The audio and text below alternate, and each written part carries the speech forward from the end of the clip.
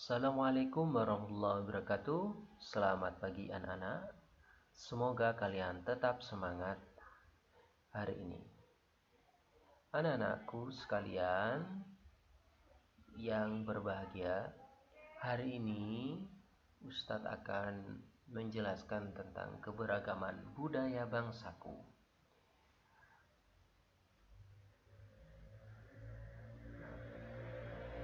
Dalam keberagaman budaya bangsaku terdapat pentingnya persatuan dan kesatuan. Jadi hari ini Ustadz akan menjelaskan tentang pentingnya persatuan dan kesatuan. Sebelum Ustadz menjelaskan lebih jauh, apa sih arti tentang persatuan dan kesatuan itu? Apakah kalian tahu? Baik, sebelum Ustadz menjelaskan lebih jauh, Ustadz akan jelaskan makna dari persatuan dan kesatuan. Persatuan memiliki makna sebagai sebuah gabungan ikatan yang terdiri dari beberapa bagian yang sudah bersatu. Contohnya, di Indonesia ini banyak suku-suku di berbagai daerah. Contoh ada suku Aceh, ada suku Padang, ada suku Kalimantan, ada suku Jawa, sampai suku Papua disatukan dalam satu ikatan namanya Persatuan Indonesia. Makanya dalam poin Pancasila, poin ketiga Persatuan Indonesia itu disatukan dalam satu ikatan. Nah, yang kedua kesatuan. Kesatuan itu apa? Kesatuan itu adalah kumpulan dari kumpulan-kumpulan yang dijadikan satu kumpulan tadi, diikat namanya dalam bentuk kesatuan. Seperti Negara Kesatuan Republik Indonesia. Nah, seperti apa itu? Ada misalkan ada Provinsi Aceh memiliki suku apa, kemudian ada Provinsi Palembang atau Provinsi Kalimantan, itu disatukan dalam satu kesatuan yang di dalamnya ada suku, keberagaman suku, ada keberagaman bahasa, ada keberagaman adat dan budaya. Nah, itu disatukan dalam bentuk kesatuan.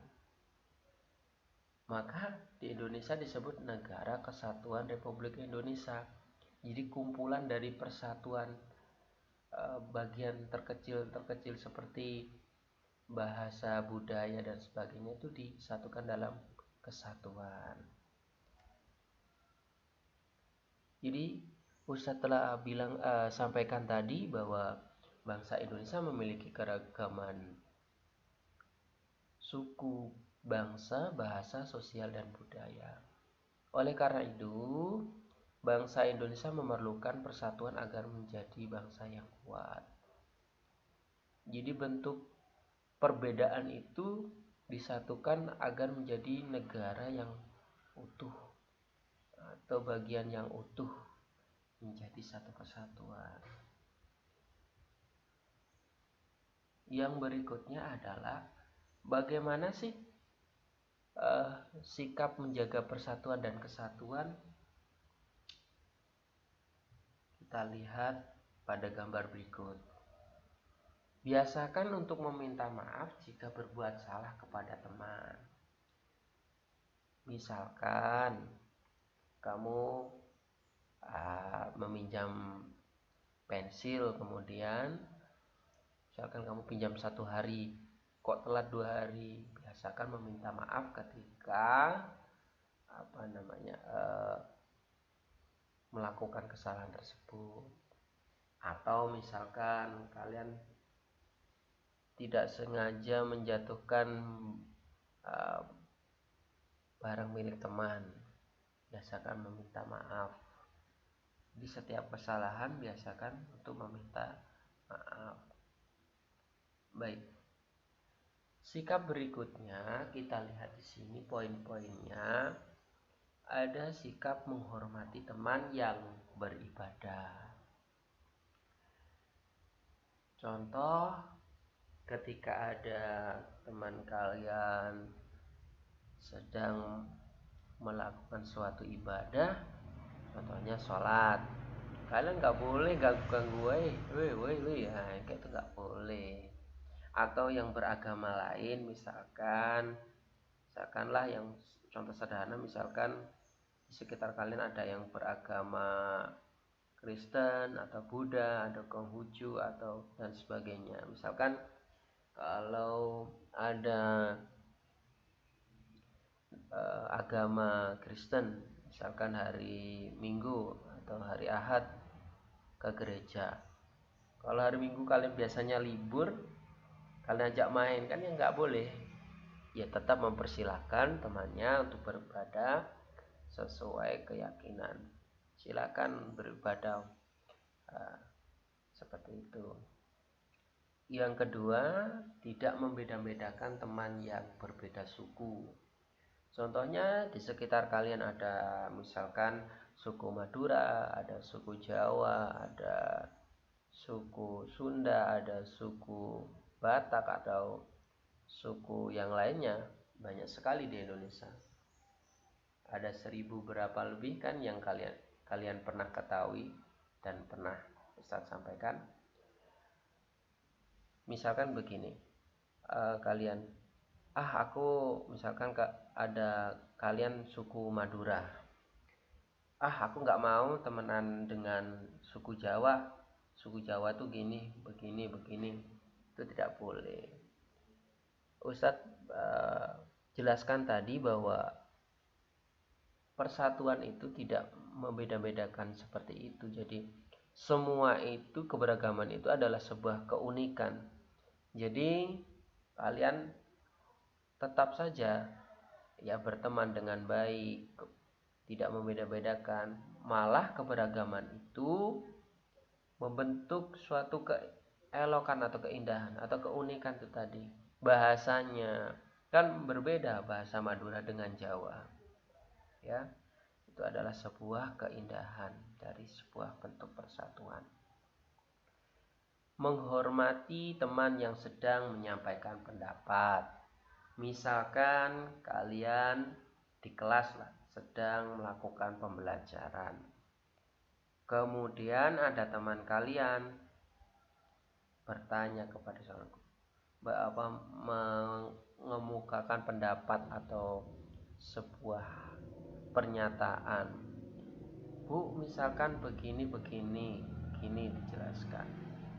Nah, kalian sebagai temannya itu mendengarkan dengan baik, gak boleh misalkan jangan begitu kan belum disampaikan informasinya. Jadi didengarkan dengan baik sampai selesai. Jika kalian memiliki tanggapan lain, lakukan setelah teman kalian selesai melakukan pendapatnya kepada kegiatan pembelajaran. Menghormati keragaman budaya lain.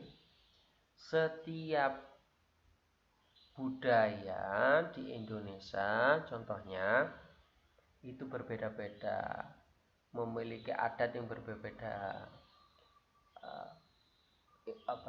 komunikasi yang berbeda. Itu ya tetap dihormati. Contohnya bahasa Madura, misalkan pakai bahasa Madura, diarahnya harus pakai bahasa Madura misalkan, dan gak bisa bahasa Jawa. Nah, kalian tidak boleh memaksa kamu harus pakai bahasa Jawa, gak boleh. Kenapa? Karena adat budaya di sana menggunakan bahasa Madura. Contoh. Kemudian meminta maaf jika melakukan kesalahan. Biasakan ketika membuat salah meminta maaf agar timbul rasa persatuan dan kesatuan bangsa. Apa? Permusuhan itu tidak baik. Jadi ketika berbuat salah cepat-cepat meminta maaf itu timbul perekatan rasa persatuan, rasa persaudaraan di dalam.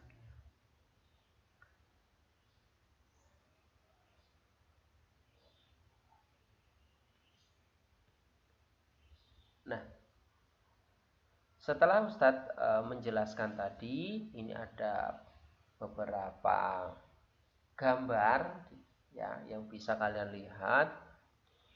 Nah, di situ ada perintahnya. Apa manfaat persatuan dan kesatuan? Untuk membuktikannya, coba lakukan kegiatan berikut.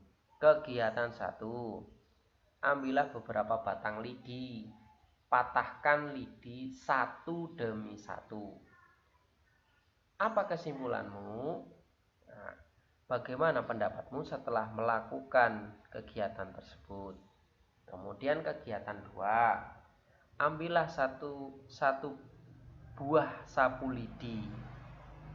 Nah, kemudian patahkan sapu lidi tersebut sekuat-kuatnya. Apa kesimpulanmu? Bagaimana pendapatmu setelah melakukan kegiatan tersebut? Nah, tugas kalian adalah dari perintah itu kalian nanti buat video untuk mempraktekkan, kemudian buat kesimpulan dari percobaan tersebut.